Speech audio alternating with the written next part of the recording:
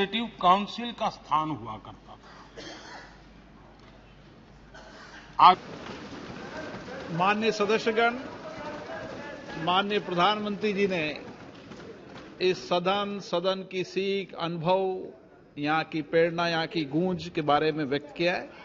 मैं ये अपेक्षा करूंगा कि आज का दिन इसी तरीके से सकारात्मक वातावरण में हम चर्चा करें, सकारात्मक विषय रखें और जो कुछ भी यहां से सीखा है, हमारे पूर्वजों ने जो कुछ भी इस देश को, लोकतंत्र को दिया है, उसके बारे में सकारात्मक विचार रखें। आप सभी को बहुत बहुत धन्यवाद। अधीर रंजन चौधरी जी। प्रधानमंत्री को रहना चाहिए था, प्रधानमंत्री को उपस्थित रहना चाहिए था, हमारी बात भी सुन लें। ये क्या मर्यादा रही? I'm just coming. Sir,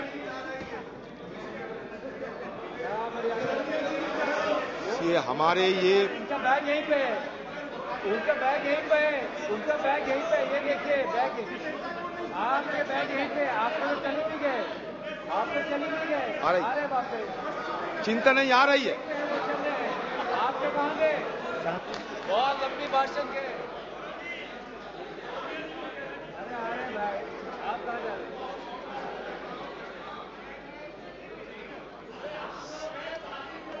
sir,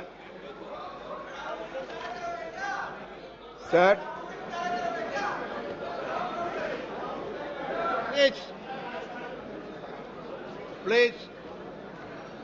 Sir, I must appreciate your endeavor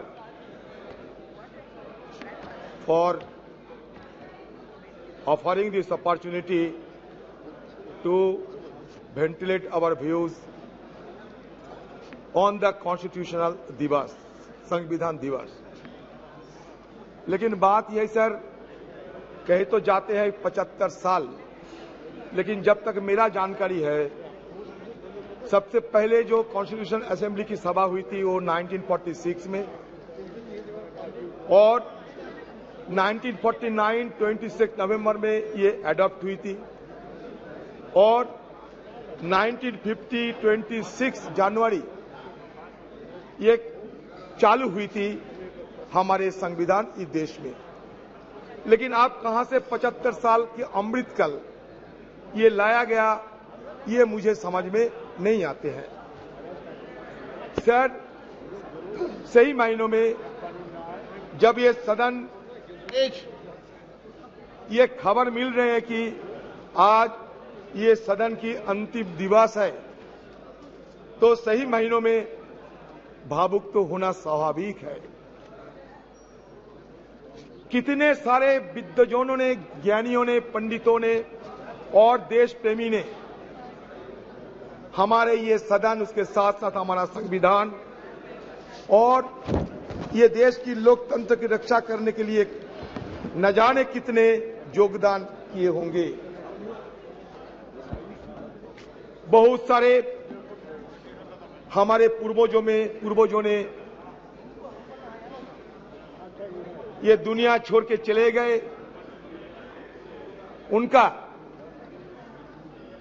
याद हम करते रहेंगे। जिंदगी में ये सदन जरूर कहेगी कि जिंदगी में कितने दोस्त आए और कितने बिखर गए। किसी ने 2 रोज के लिए आए, तो किसी ने चलते ही सांस भर लिए।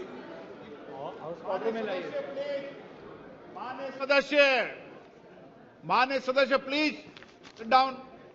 प्लीज माननीय सदस्य, नाम लेके पुकारूंगा, प्लीज बैठिए। माननीय सदस्य प्लीज बैठिए, बैठिए। सर कैसे? जिंदगी में कितने दोस्त आए और कितने बिखर गए। किसी ने 2 रोज के लिए आए, किसी ने चलते ही सांस भर लिए। पर जिंदगी की दूसरा नाम है दरिया, वो तो बस बहते रहेंगे, चाहे रास्ते में फूल गिरे या पत्थर। उसी तरह हमारी ये सदन की कारवां ये भी चलते आ रहे हैं और आज भी ये चल रहे हैं. Sir, today I may come to that conclusion that this is the last day. Naturally, we are all present here to bid the adieu of our old building. Our magnificent building today singing a swan song, because tomorrow onward we will be shifting to a new parliamentary edifice. Sir, मैं शुरू में ये कहना चाहते हैं, मैं ज्यादा समय तो नहीं है हम लोगों के लिए,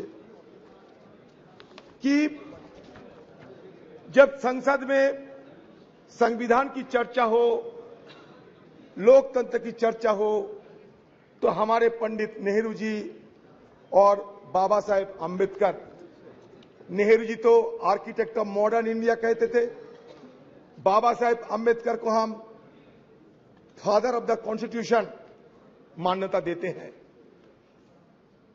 अच्छा लगा कि आज नेहरू जी के बारे में हमें भी मौका मिलेगा ये सदन में बात रखने की.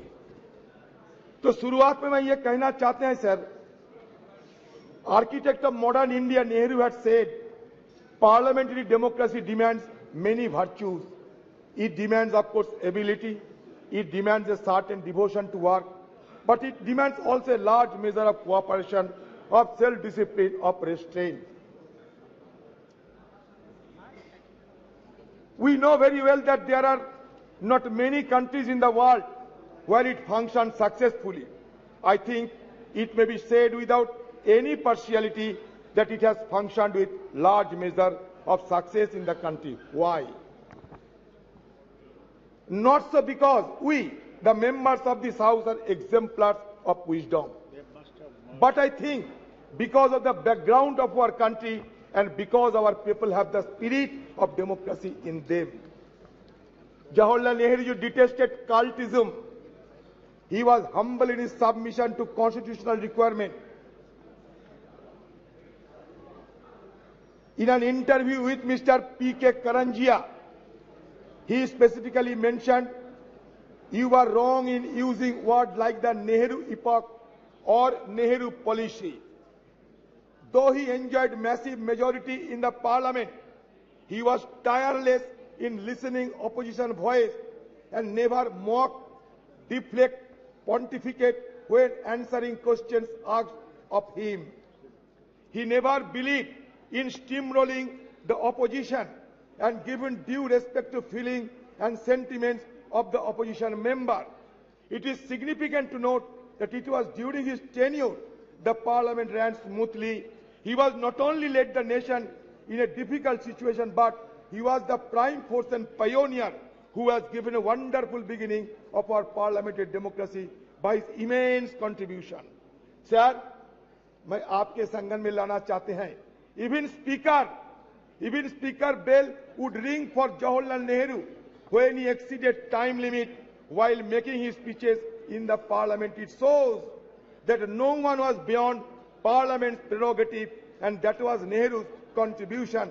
Analyzing Jawaharlal Nehru's contribution to the development of parliamentary democracy in India has become significant and mere relevant in the contemporary context, which forces us to recall the glorious beginning of our parliamentary democracy, where healthy debate and discussions were order of the day. Sir, अगर सदन में जवाहरलाल नेहरू की चर्चा ना होगी, तो it will be equivalent of the performance of Hamlet without the presence of Prince of Denmark. So at the stroke of midnight hour, the iconic speech was delivered in the parliament still has been reverberating the entire precincts of this house. Sir, another one, most illustrious person, Baba Saheb Ambedkar. Sir, Baba Saheb Ambedkar, who is regarded as the father of our constitution, he suggested that political democracy cannot last unless there lies at the base of it social democracy. What does social democracy mean? It means a way of life which recognizes liberty, equality, and fraternity, which are not to be treated as a separate items in the Trinity. They form a union of Trinity in the sense that to divorce one from the other is to defeat the very purpose of democracy. Equality cannot be divorced from liberty. Liberty cannot be divorced from equality. And nor equality and liberty can be divorced from fraternity. Now we need the mantra of Baba Saheb Ambedkar, the mantra of Jawaharlal Nehru and other stalwarts who have made this parliamentary democracy glorious for us to be remembered again and again. Sir, ये parliament में कभी भगत सिंह जी एक बम फेंका था, लेकिन किसी को आहत करने के लिए नहीं, ब्रिटिश सरकार को जगाने के लिए 1929 में। सर, ये सदन में हमला हुई थी 2001 साल में, आतंकवादी ने हमला किया था, हमारे वॉच एंड वार्ड और सारे लोग ये आतंकवादी हमला को रोके थे। आज हम सब के लिए हमारी तरफ से श्रद्धा अर्पण करना चाहते हैं। ये सदन के सारे मेंबरों के साथ साथ हमारे जितने स्टाफ है सर, ये मेहनत करते हुए आज इस सदन को इतना गरिमामय बनाया है। सर, आप सुन के चौंक जाओगे सर, जब पंडित जवाहरलाल नेहरू ने हिंदुस्तान की ये प्राइम मिनिस्टरशिप को संभाला, ये देश को अगुवाई करने के लिए तैयार हुई, तब हिंदुस्तान की हालत क्या थी जानते हैं सर? हमारे आयु थी महज 32 साल, हमारा साक्षरता थी महज 12%। सर, पर कैपिटा हमारा रोजगार क्या था जानते हैं सर? सिर्फ 245 रुपया। आप सोचिए, एक तरफ अकाल, विभाजन, पाकिस्तान और हिंदुस्तान का बंटवारा, लाखों की तादाद के लोगों को जान गंवाने पड़े, सारे देश में तही तही मच गई थी।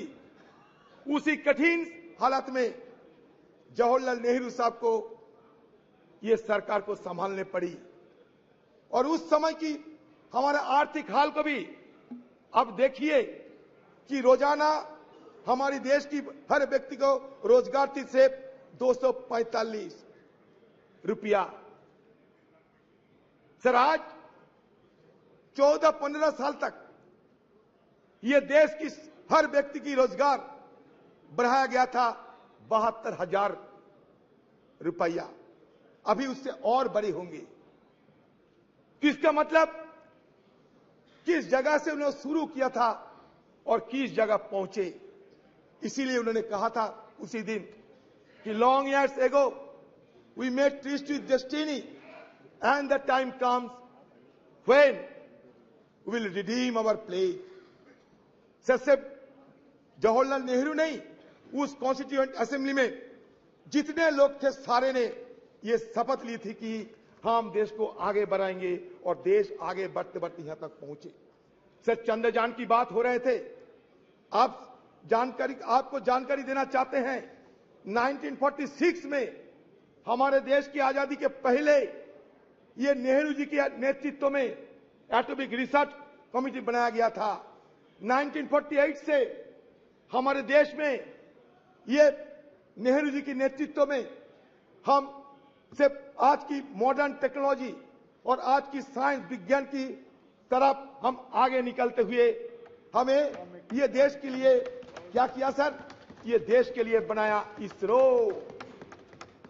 विक्रम भाई साराभाई की अगुवाई में, नेहरू जी की दर्शन से ये इसरो बने, आज नहीं 1964 में। और हमारे देश में 1975 में आर्यभट्ट हम लोग सैटेलाइट आसमान में भेजा था। लेकिन आज इसरो को हम क्या कहेंगे? Indian institute of space research कहेंगे और क्या कहेंगे पता नहीं, कहां से लाए गए भारत और इंडिया, तरह तरह की बातें। सर मैं दोबारा ये सरकार को ये जरूर ये कहना चाहते हैं सर, नहीं ये तर्क नहीं, इसरो की बात कहते हैं। सर आपको संगठन में ये भी लेना चाहते हैं सर आपकी संगठन में ये भी लेना चाहते हैं कि on the above of independence the constitution assembly met at 11 p.m. with President Rajendra Prasad in the chair. Sucheta Kripalini, a member from Uttar Pradesh, sang the first verse of Bande Mataram to mark the opening of special session. Prime Minister Jawaharlal Nehru delivered his famous Trees to Destiny speech. Sir, Speaker Mabalankar announced, sir, सुन लीजिए sir, Speaker Mabalankar announced the death of Mahatma Gandhi at a sitting of the Lok Sabha on February 2, 1948. उन्होंने क्या कहा जानते हैं? We are meeting today under the shadow of double calamity. The sad demise of the tallest man of our age who has led us from slavery to independence and reappearance of the cult of political violence in our country. Mabalankar said, a glory that was said by Mabalankar ji. What Nehru ji uttered, a glory has departed, and the sun that warmed and brightened our life has set, and we shiver in the cold and dark. Sir, सदन में चर्चा होगा, वो भी स्वतंत्र की मुद्दे पे, हमारे कॉन्स्टिट्यूशन की मुद्दे पे, और महात्मा गांधी जी के नाम की जिक्र नहीं होने से तो अच्छा नहीं लगता है सर हमें वाजपेयी जी को भी बहुत श्रद्धा करते थे, अभी भी करते हैं सर। उन्होंने दिखाया ताकत। 1974 में इंदिरा जी पोखरान में एटॉमिक एक्सप्लोजन किए थे सर। उस समय से विदेशों की ताकतों ने हमें कमजोर करने के लिए हर संभव प्रयास की, लेकिन अटल जी रुके नहीं। नरसिम्हा राव की जमाने में भी ये न्यूक्लियर एक्सप्लोजन करने के लिए सोचा गए थे, लेकिन इसको साकार किया अटल बिहारी वाजपेयी जी ने, और उसके साथ साथ ये भी संदेश दिया देश सारे दुनिया को कि नो फास्ट यूज पॉलिसी हम अपना रहे हैं सर। उसके पहले हमारे खिलाफ सारे पाबंदी लगाए रहे थे, उसको हटाने के काम किसने किया था? हमारे मनमोहन सिंह जी, जिसको कहते थे कि मौन रहते हैं, उन्होंने मौन नहीं रही। जब G20 की सम्मेलन हुआ करते थे उस समय भी उन्होंने कहा ये अच्छा है हमारे देश के लिए। वो मौन नहीं थी, लेकिन बात कम करते थे और काम ज्यादा करते थी, फर्क यही है sir. Indo US nuclear deal किसकी अगुवाई में हुई बताइए सर? इसी सदन में इस चेयर में बैठा होते हुए सोमनाथ चटर्जी साहब देश के लिए वो इंडो यूएस न्यूक्लियर बिल को समर्थन किया और अपने पार्टी को नकार दिए थे। तो ये उदाहरण है। तो ये इंडो यूएस न्यूक्लियर डील अगर नहीं होते तो आज अमेरिका देश हमारे साथ इतना जुड़ाव ना दिखाते। ये भी हमें विचार करना पड़ेगा सर। हमारे इस पार्लियामेंट में क्या क्या हुई सर, छोटा सा मैं ब्यौरा देना चाहते हैं सर देखिए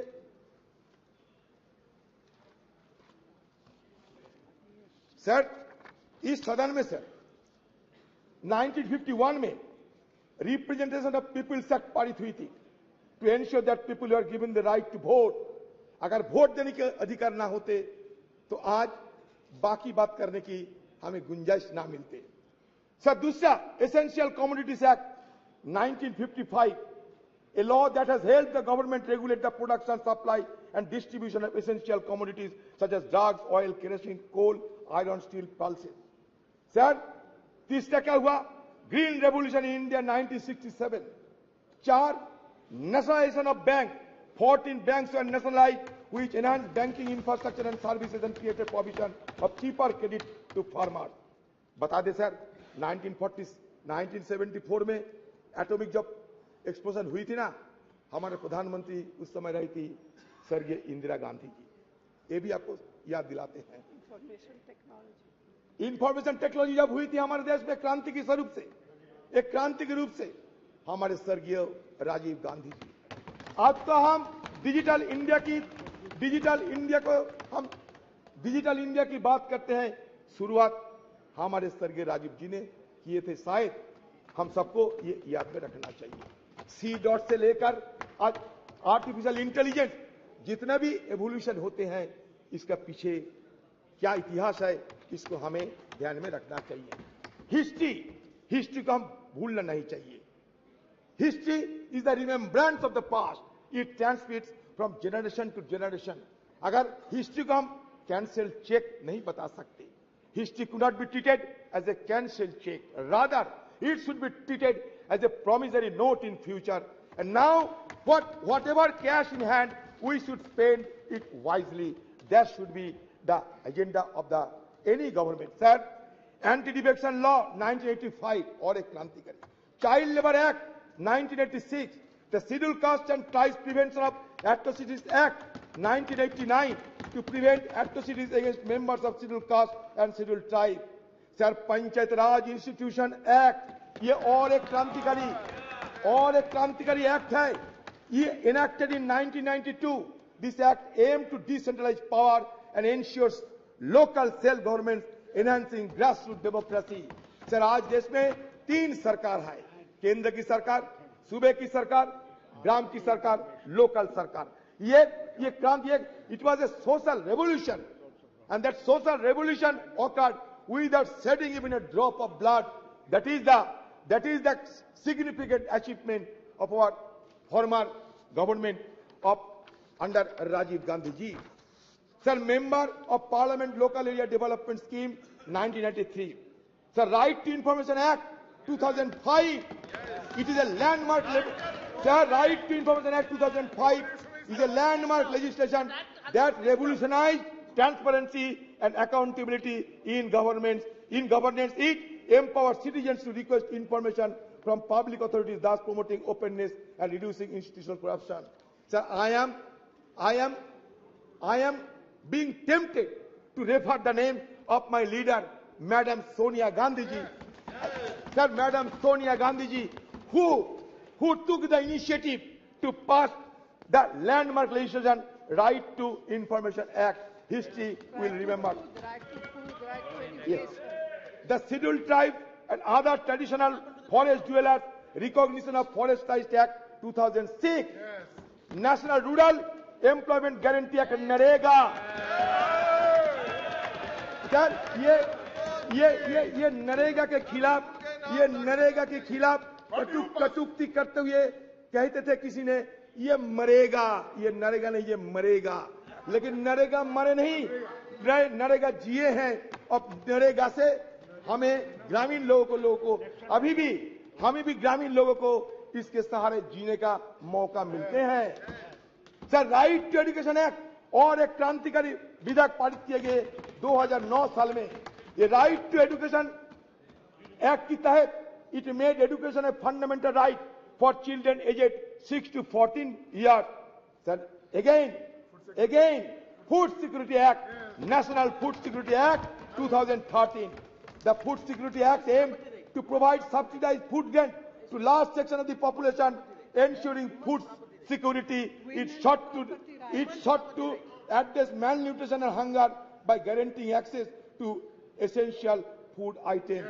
Sir, the issue is, sir, जानते हैं, गरीबी बढ़ रहे हैं, सारा देश में गरीबी बढ़ रहे हैं। सर, पॉवर्टी इंडेक्स में 117 की देश के अंदर हम 107 पे आ गए।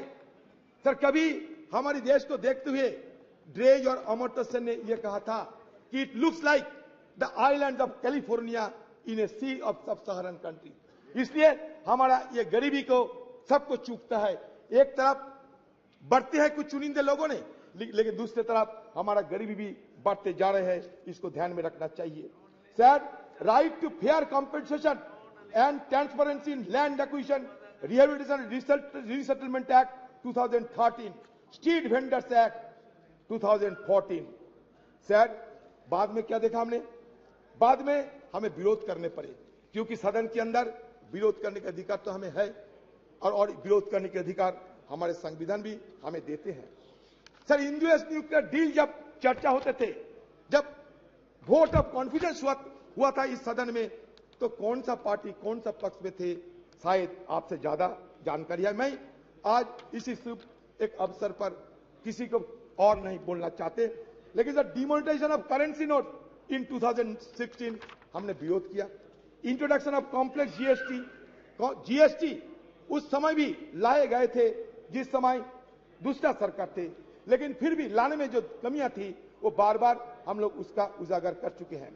सर, हमें application of article 370 and flight of Kashmir, ये मुद्दे को भी हमें आलोचना जरूर की थी। कश्मीर हमारा अंग है। सर, आज भी देखिए कश्मीर में हमारे फौजों को जान गंवाने पड़ती, इसमें तो यह साबित होते हैं उस दिन हमारी तरफ से जो शंका जाहिर किए थे वो शंका सही है। सर, आज मैं ये चाहता हूं कि हमारे सदन के अंदर हमारे जो रणकुबड़े जो फौजों ने वहां जान गंवा रहे हैं, उसके लिए कम से कम हम थोड़ा सा मौन व्रत करते थे, थोड़ा सा साइलेंस ऑब्जर्व करते थे, अच्छा होते सर। एक तरफ मणिपुर, दूसरी तरफ जम्मू कश्मीर जल तो रहे हैं दोनों, और हम जल तो रहे हैं, इसलिए हमें बहुत कुछ करना बाकी है। ये तो सिर्फ एक झांकी है, हमें बहुत कुछ करना बाकी है सर। और एक देखिए, और एक divisive legislation, citizenship amendment act 2019 and NRC, तो इस तरीके की डिविजन लेजिस्लेशन के विरोध हम लोग किए हैं सदन के अंदर। जो हम किए हैं बताते हैं सर, हम लोग विरोध किए हैं, ये फार्म लोग के चलते हम विरोध किए हैं, और हमारी विरोध के चलते, देश की किसानों की विरोध के चलते ये सरकार को फिर वापसी तो लेने पड़ी सर। फिर digital personal data protection act हम लोग तो विरोध किए थे सर। जो किए हैं हम वजह क्या है बता दिए हैं सर, और ये सारे हमारी तरफ से बात रखे गए हैं सर। हम तो ये चाहते हैं कि आज की हालत में हमारी तरफ से और एक मांग आपके पास रखना चाहते हैं। वो मांग ये है सर कि हमारी सदन में एक आप नियम चालू करें, इसमें विपक्ष के लिए सिर्फ एक दिन विपक्ष के लिए डेडिकेटेड किया जाए। उस दिन विपक्ष सब कुछ बोलेगा, विपक्ष को जो मर्जी विपक्ष को बोलते रहेंगे, इसलिए एक दिन विपक्ष के लिए अब रख दिया करो सर। आपको शायद ये भी जानकारी होंगे कि हमारे पार्टी की तरफ से, खासकर हमारे पार्टी की CPP chairperson madam Sonia Gandhi ji, ये Sonia Gandhi ji women reservation bill के लिए सदन में कितने बार सवाल किए हैं, और उन्हीं की अगुवाई में राज्यसभा में पारित होते हुए भी ये आज तक साकार नहीं हो पाए। तो हमारी तरफ से फिर हम ये मांग करते हैं कि आपकी सरकार रहते हुए ये वोमेन रिजर्वेशन बिल को पारित किया जाए। ये हमारी देशवासियों की मांग है। मुझे लगता है कि आप हमारी बात को जरूर गौर से सोचेंगे सर। बस हो गए सर। मैं ये कहना चाहते हैं सब देश के हम ये कहना चाहते हैं सर, ये हमारे अभी भी बहुत सारे चैलेंजेस है, हमारे लिए बहुत सारे अवसर भी है। तो चैलेंजेस एंड अपॉर्चुनिटी के बीच मैं ये कहना चाहते हैं कि आज देखिए एक माहौल पैदा होते जा रहे हैं कि मेजोरिटी रहने से सब कुछ हम कर सकते हैं sir. There are fears of an ambition to establish a one party dictatorship, ये देश में एक माहौल पैदा हो रहे हैं। This has led to the sidelining of the opposition's role in parliament, destabilisation of opposition led government through tactics like the purchase of members of legislative assembly and the selective use of central agencies such as Enforcement Directorate, CBI, Income Tax Department against opposition leaders and ministers. Furthermore, the devaluation of parliament and the erosion of parliamentary procedure have become particularly pronounced during the second term of this dispensation. In 2021, the Parliament convened for fewer than 50 days with minimal discussion on legislation and inadequate scrutiny of legislative bills. The decline in the referral of bills to standing committee is also notable, dropping from 60 to 70% during the previous government to only 22%. आपके लिए अच्छा होगा, ये हमारे deputy leader है, पूछिए ना sir. हो गया। The first term of this government a mere 13% in the second term. Additionally, the opposition has been denied the right to raise issues and press for vote during the legislative process, further undermining parliamentary norms. Sir, same is the status of Rajya Sabha. I don't know whether it will be allowed or not. Sir, India's transition. Sir, मान के चलिए, India's transition from one-party dominant system to multi-party system, and more recently to a nascent one-party system under this regime has fundamentally altered the dynamics of engagement with Parliament. One positive aspect of parliamentary story is its representativeness. Initially in 1952, Parliament consisted mainly of lawyers associated with the freedom movement and pre-independence legislative bodies. But now, scheduled caste, scheduled tribe, OBC, all have been included in the legislative mechanism. It's a very positive idea. Sir, मैं जानता हूं sir आपको थोड़ा जल्दबाजी है, मैंने आपने पहले बोल दिया था। सर मैं ये कहना चाहते हैं कि देखिए सर, ये हमारे देश, इसमें तरह तरह की बात तो किए जाते हैं, लेकिन सच तो ये है कि इंक्लूसिवनेस की बात होते हुए भी इंक्लूसिव नहीं है हमारे पार्लियामेंट। आप खुद देख लीजिए, नंबर देख लीजिए, माइनॉरिटी कम्युनिटी के लोगों को संख्या देख लीजिए और खुद तय कर लीजिए। मैं कुछ नहीं कहूंगा, आज कटुता हम नहीं चाहते।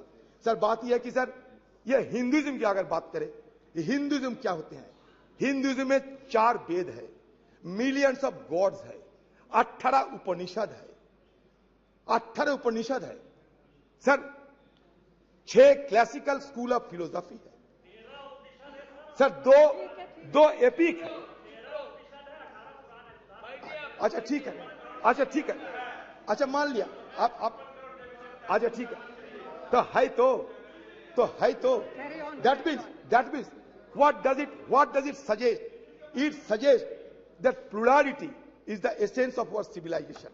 We may be a young nation, but certainly we can proud of old civilization. Sir, हमारे civilization क्या कहते हैं? Plurality की बात करते हैं।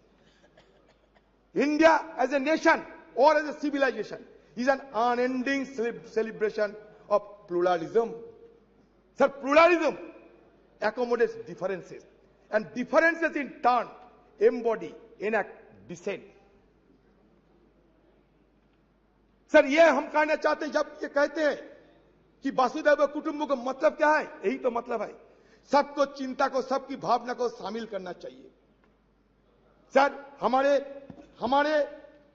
हमारे सरकार कहिए, हमारे संस्कृति कहिए, ये संस्कृति में ये भी दोहरा गया है, अहंकारम बलम दर्पम क्रोधम। सर अहंकारम बलम दर्पम ये वर्जित किए हैं हमारे हिंदू धर्म। सर इसलिए मैं कहना चाहते हैं, अहंकार को छोड़ना चाहिए हम सबको।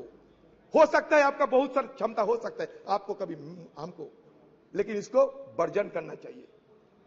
अहंकारम बलम दर्पम कामम क्रोधम समस्थिता मम आत्मा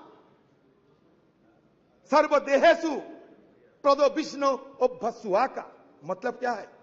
मतलब ये होते हैं कि ऊपर वाले को गुस्सा की आप आमंत्रण ना करें तो बेहतर है। सर इसलिए आज जब सदन के अंतिम दिन है, मैं उस बुजुर्गों को स्मरण करते हैं जो हमारे बीच अभी नहीं है। Carry on. हाँ सर,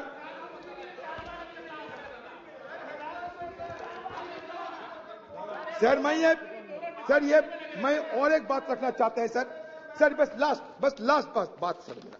देखिए सर, हम सब ये हमें भुगतना पड़ता सर इसके लिए, इसलिए मैं रखना चाहते हैं आपकी निगाहों में। सर ये कहता है कि फ्रीडम ऑफ एक्सप्रेशन, ये मान के अब सुन लीजिए sir, it is perhaps the most fundamental parliamentary right of a member of parliament.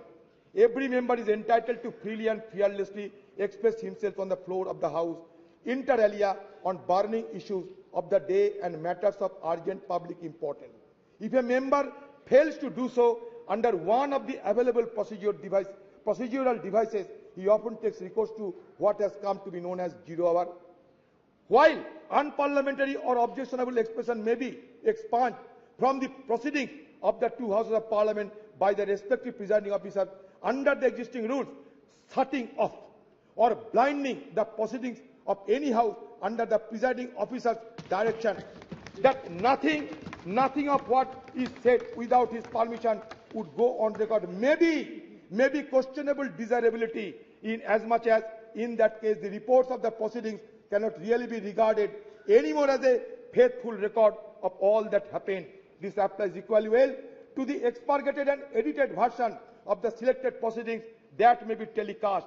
In any case, when the question hour or any other part of the proceeding is telecast live, how can the presiding officer expansion order operate? Sir, इसलिए हम चाहते हैं कि हमारे अधिकार को ये दे जाना चाहिए सर। हम चाहते हैं कि सदन की जो गरिमा, वो गरिमा बरकरार रही है सर। आज स्पेशल सेशन है, ये नॉर्मल सेशन है, क्या है किसी को पता नहीं। हमें बाहर से मीडिया वालों के हवाले से पता चलता कि स्पेशल सेशन है या नहीं। सर, जब मिडनाइट सेशन होते हैं, जैसे कि आजादी के दिन हुई थी 14-15 अगस्त, वैसा मिडनाइट उसमें चर्चा नहीं होते। जैसे कि जीएसटी के लिए नरेंद्र मोदी जी किए थे, चर्चा नहीं होते, लेकिन बाकी स्पेशल सेशन में चर्चा होते। लेकिन इसके साथ साथ बाकी लेजिस्लेशन नहीं जा सकते। लेकिन यहाँ 8-9 सारे मुद्दे को आप शामिल किए हैं। पता नहीं इस तरीके की कैसे आप सदन को गरिमा को बरकरार रखेंगे। क्वेश्चन आवर में हमें शामिल होने का मौका नहीं है, जीरो आवर उठाने का मौका नहीं है, फिर आप कहते हैं कि गणतंत्र की गरिमा को बजाय रखना चाहिए। सर, ओल्ड से न्यू हम जाते हैं, ओल्ड को हम भूलना नहीं चाहते। Old is always gold. Sir, there is a saying that old horse is best to ride. Old horse is best to ride. Accordingly old house is best to बस। हम नया सदन में जाएंगे, लेकिन पुराने को याद में रखेंगे। सर, फिर एक बार कहना चाहते हैं, हमारे राजेश खन्ना जी बाबू मोशाई एक पिक्चर थे, उसमें कहा था जिंदगी बड़ी होना चाहिए, लंबी नहीं। हम रहे या ना रहे, लेकिन आज सदन के अंदर हम जो करते जा रहे हैं, अगले दिन हमारा पीढ़ियों ने इसको याद रखेंगे। इसलिए जिंदगी बड़ी होना चाहिए, लंबी नहीं। ये बात कहते हुए मैं अपना बात समाप्त करता हूं। माननीय सदस्यगण, मुझे आपको सूचित करना है कि लोकसभा और राज्यसभा के सदस्यों का संयुक्त ग्रुप फोटोग्राफ, राज्यसभा सदस्यों के ग्रुप फोटोग्राफ और 7वीं लोकसभा के सदस्यों का ग्रुप फोटोग्राफ मंगलवार 19 सितंबर 2023 को 9:30 बजे संसद भवन के प्रांगण नंबर 1, द्वार संख्या 1, सेंट्रल हॉल के बीच में किया जाएगा। अतः मैं आपसे अनुरोध है कि ग्रुप फोटोग्राफ के लिए 19 सितंबर 2023 को पूर्वाह्न 9:15 पर उपस्थित स्थल पर पहुंचे, ऐसा मेरा आग्रह है। श्रीमान TR बालू साहब। Sir, from 1962 onwards, the DMK, now presided by the Honorable Chief Minister of Tamil Nadu, Dr. M.K.